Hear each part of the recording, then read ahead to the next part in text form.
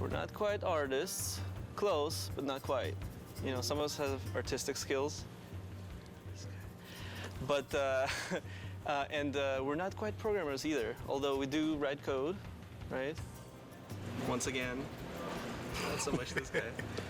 And tech art helps make the stuff, and we help people use the stuff. Because without us, nothing would get done. There's a huge gap between the engineering guys or the coders and just regular artists. So we kind of bridge that gap. Artists don't understand binary. When a programmer comes over and he's like 00101, it just goes in one ear and out the other, right? Yeah, they think it's a phone number or something like that. We have to invent things ourselves and come across certain lines that nobody has crossed before. We're good at it though, right? Right here. We're pretty good at it. Yeah. We've done so many crazy stuff in the past that there's nothing that surprises us anymore. The artists were having trouble just building things. And their levels, the environment guys just built huge, gigantic levels. Bigger than this guy. Yes.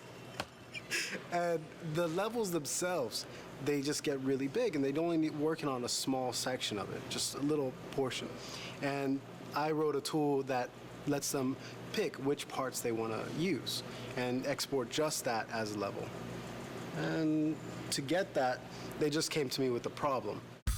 They wanted to exaggerate Kratos and the torture that he does to his enemies. So we came up with a system called the zipper tech, where basically the animator would use controls to open up wherever the cut is on the character. The character artists would model out wherever the cut will take place, and we'll put the rig on top of that. So here we have the centaur rig and the zipper tech. The centaur's guts are going to be opened up. And so basically the animator would go in and create the CS move. You can go in and individually select these controls and open and close his gut. Here we have the guts for the centaur. They're going to be part of the props. The animator will go in and animate these guts spilling out of the centaur. And so the guts will be placed in and around here. And to further sell the point, we've got separate controls over here in the middle where you can actually pull out the insides.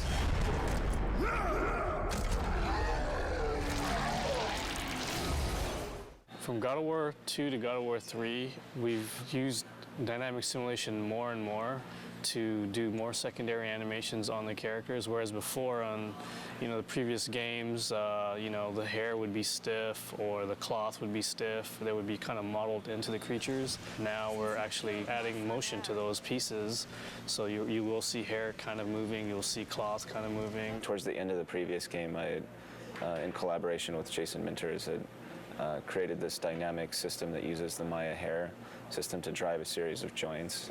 So as you can see, each of the snakes on her head are independently moving. The animator did not have to individually pose all of these animations, but they have control over the physics so that they can get it to get into a pose that they want, but still when the character moves around, you'll see how the snakes will flow backwards when she goes forwards. It responds to movement, so it improves a lot of the workflow for the animators. It's pretty rewarding to see as characters go from our department through the rest of the pipeline and then come back and actually see it in the game.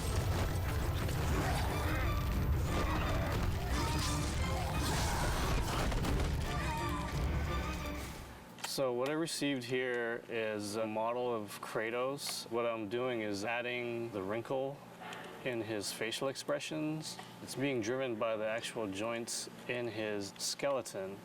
So as you can see, as I lower the joints, his wrinkles go away, and just like a real human, as the joints move up, the wrinkles start to show up on his face. That's some of the new technology that we're putting into the characters and Kratos. Here I have another example. If I lower his shoulder, you can see veins start popping out and striations start popping out on his shoulder. So not only are we putting this technology into his face, but it's also going to be in his body. In the beginning, Yuri kind of got a little freaked out when he got the project because, you know, it was one of those things where it was like, okay, you need to work on this thing, this crazy tail rig that will do everything that we need to get done in this game. There's 4 of us on the team, and we all kind of took a stab at it.